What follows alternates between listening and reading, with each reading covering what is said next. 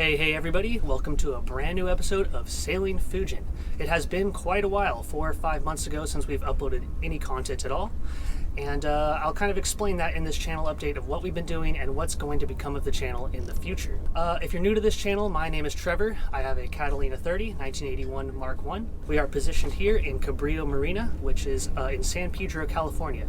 And what we're doing here is we're kind of doing a lot of DIY projects and getting the boat ready to sail to the Sea of Cortez, hopefully in a couple years' time. So let's go over what I've been doing over the past 5 months or so while we haven't been producing content. So I got a new job and I've been kind of acclimating to that. It's kind of a 9 to 5 schedule, normal banker's hours, and that leaves me a lot less time to do editing and creating this content for you guys. So in the future, I'm not going to be uploading weekly videos anymore. That's just way too time consuming. I'm going to upload when I can, which may be once a month, once every 2 weeks. Who knows what it'll be, but we'll see how it goes from here. What has been going on for the last 5 months or so? Well, we have a brand new Dodger that we got installed a while back. It's beautiful, and we'll go into that in detail in a little bit. We also blew the head gasket on our universal M25 diesel, and that has not been fixed yet, so we'll go into detail about that. And there's been a ton of other projects going on that I just haven't really been shooting. But so let's just dive into it, and we'll talk about the engine right now. Okay, so we are down here at the engine bay. This is our M25 universal diesel. It is a 3-cylinder diesel engine. When I got the boat a year ago, the engine had been completely rebuilt, so it only had 9 hours on it, which is such a shame that we already blew the head gasket. So let me tell you the story. So I was over in Emerald Bay on Catalina, and it was early in the morning on Sunday, and we were about to head back to San Pedro.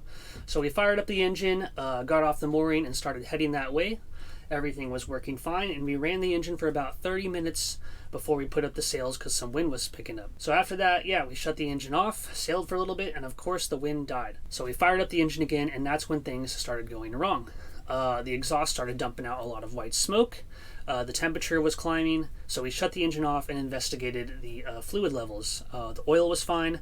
We checked the coolant after the motor cooled off for a little bit, and there was oil in the coolant reservoir. Obviously, that kind of tells me right away that the head gasket is probably blown.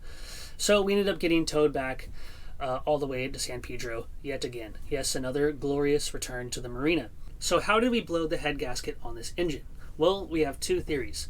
Theory number 1 was that I did not retorque the head bolts after 10 hours after the rebuild of the engine. The manual says you're supposed to do that, and a couple mechanics told me that yes, you're supposed to retorque the head bolts after a rebuild or if the engine is brand new. Now let's go into theory number 2. Theory number 2 was that the thermostat got stuck closed.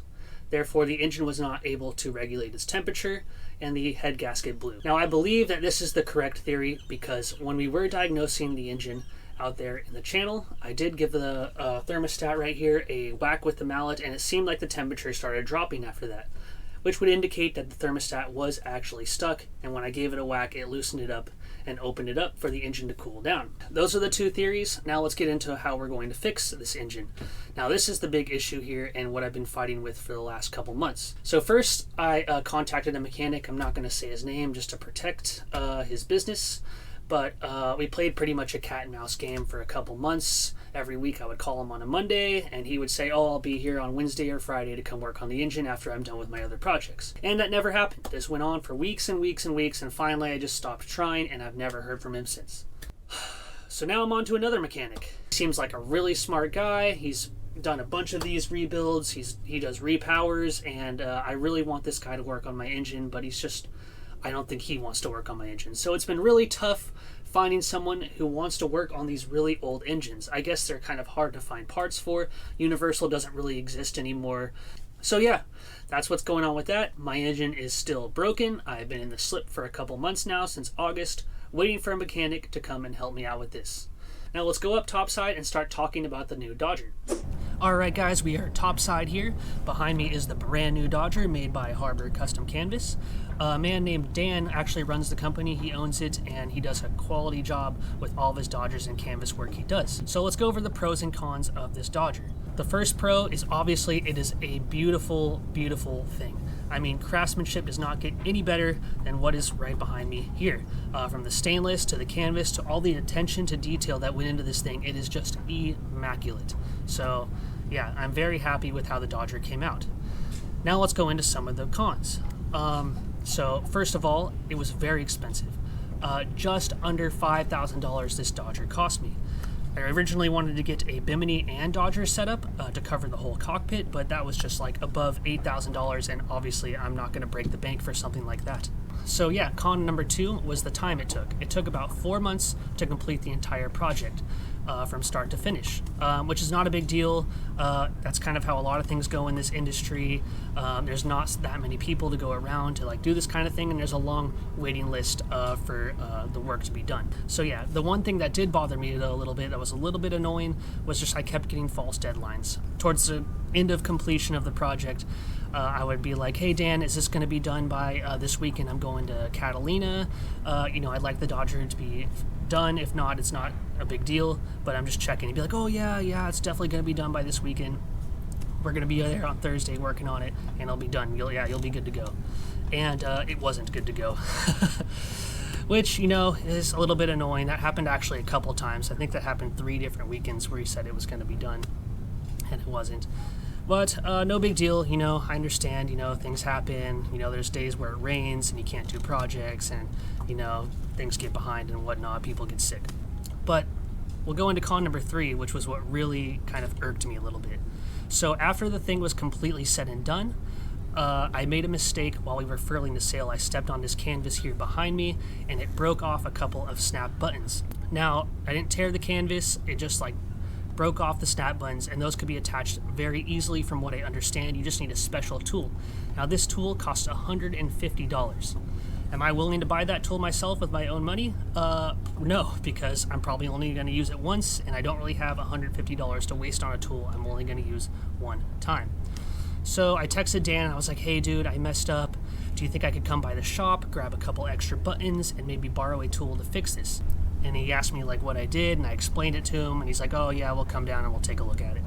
Week 1 goes by, nothing. Week 2, week 3, after a month, still nothing has been fixed on the Dodger and no sign of him. So I texted him, I was like, hey, just making sure you didn't forget, the Dodger still has this problem with the snap buttons. And he's like, oh yeah, I forgot, I'll come down there and take a look. And I never heard from him again. It's been multiple months, and I'm just assuming he's never gonna come here. So yeah, that's that. I'm probably going to have to buy that $150 tool now and do it myself. So yeah, that was just a little bit annoying. If you're paying $5,000 for a product like this, you would just expect a little bit more. Alright guys, that about concludes the channel update for you. We have another episode coming up in a couple weeks about the topside grab rails, so look forward to that. And I also did kind of compiled the footage that I had over the last 5 months. I don't have a lot, but I have some, so we're going to show that to you now. So please enjoy that, and we'll see you all next episode. Look at me, I'm living free your mind. On the problem, taking on all your time. Look at me, I'm living free your mind. On the problem, taking on all your time.